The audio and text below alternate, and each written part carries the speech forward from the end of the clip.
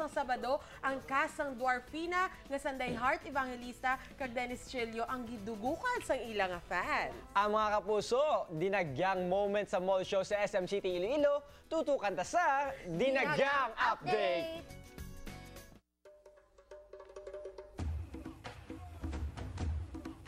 Buta sa mga tawo ang ground floor. Bisan pa sa hagdan, wala nagidsang maplastaran.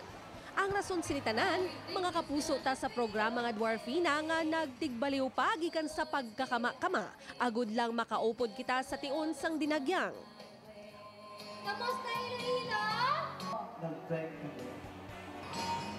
All my fears and troubles fly away. When I think this love is here to stay. Love has come my way. Everything is gonna be okay.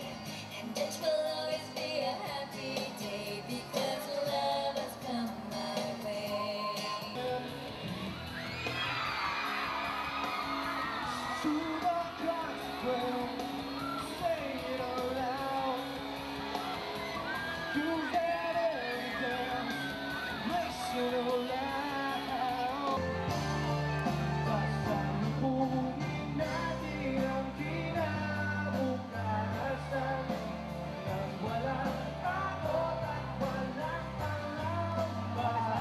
Sarap ng feeling eh. I mean, the crowd, you can really feel the love in the air eh. And that's what's important.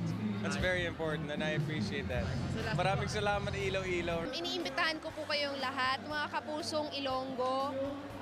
Panoorin po ninyo ang Dwarfina pagkatapos po ng 24 oras at siguradong mag-e-enjoy kayo dahil hindi lang tao ang mapapanood ninyo kung hindi kami na mga mahaba ang tenga na dwarf.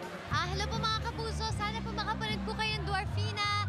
Araw-araw po, Mondays to Fridays, pagkatapos po ng 24 oras. Ay mga kapuso, manood kayo lagi ng Dwarfina.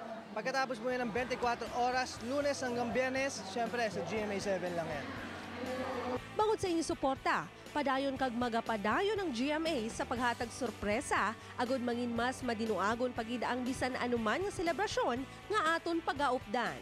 Bangod dinagyang man o kon hindi, basta Ilonggo, kapuso.